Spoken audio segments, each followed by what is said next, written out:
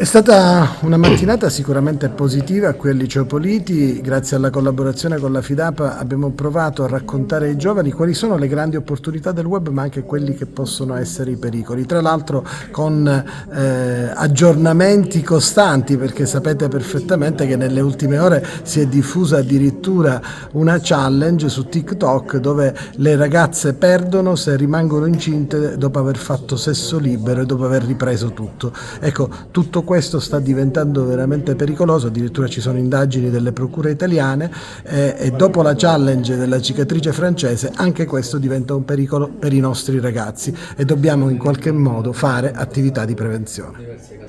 Oggi la FIDAPO, unitamente all'Lions, hanno voluto questo incontro con i ragazzi della scuola del Liceo Politi per sottolineare appunto queste nuove tematiche riguardanti la nuova cultura digitale e i pericoli che si possono incorrere in un cattivo utilizzo dei social.